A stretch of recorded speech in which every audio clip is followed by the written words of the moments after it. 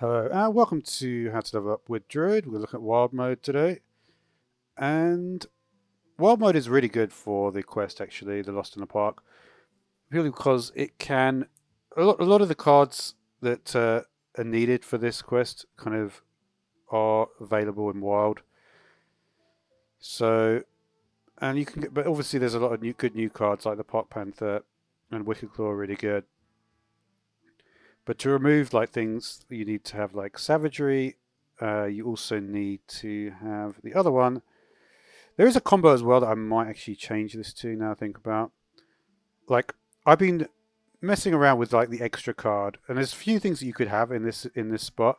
Before, for instance, I had Bran, so I could put Bran in there. I got to Diamond 10 with this deck. With this is how I got to Diamond 10 with this one. The other thing as well you can do that I noticed people do in Standard is putting this guy as well.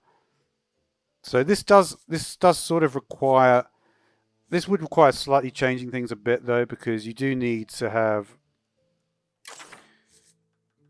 this guy in there as well, right? The Lightning Bloom. So you could also do, and that will give you 16 attack on one turn. It depends if you need to do it on one turn. Like, maybe it's worth doing that to swap it around with this. There's lots of different ways of looking at it. In general, you just want to complete the quest as fast as possible, and then you'll be able to remove, like I say, you'll be able to remove any taunts with Savagery, and also you can use Savage Striker as well to do that. And you've got your draw here. Take a look at some of the options for draw. Yeah, I mean, it's basically about the best you can get on it. Guess the Weight is also another card you could have in draw. This card I really like. I don't think this card's available. I'm pretty sure this card's not available in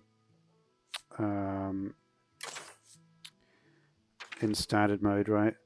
But if we take a look at that particular one,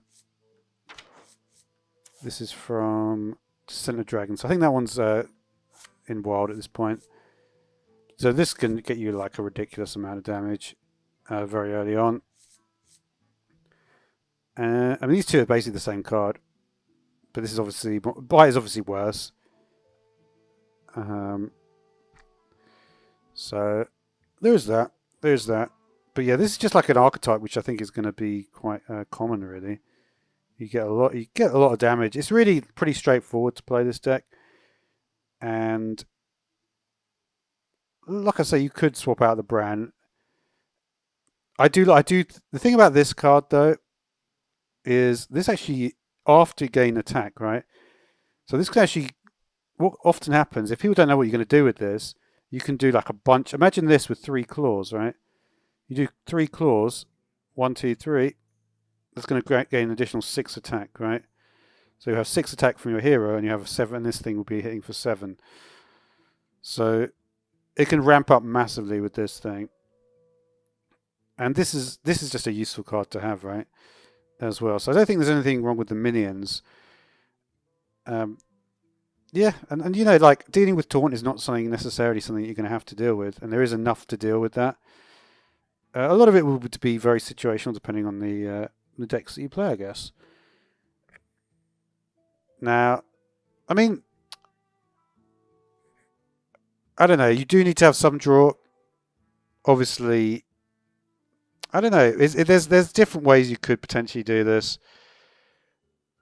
Like one way that I might try it, and I probably will actually give this a go, and I'll literally change it right now. So we go to Lightning Bloom. What I'm going to do, I don't know. The thing is, like this, I don't know. In a way, it's like the reason I leveled up with it this way was because you don't really need to have the pieces. I don't know. I still kind of like it like this, but there's definitely ways you could make it much more combo based. If you did the Spike Shell and did Lightning Bloom. There's all sorts of interesting cards you could have as well. This card is one as well that I think has been, I haven't even got it yet, but this card I think has been overlooked a little bit. Potentially very good if you've got very low card cost on the deck. What about this? This also could fit in quite well, right? Like, Yeah, I mean, there's so many different ways that you could make this have huge amounts of attack. But this is what I use. I got it to Diamond 10. Maybe I think I will carry on with this archetype. See what else we can do with it. But until then, thanks for watching.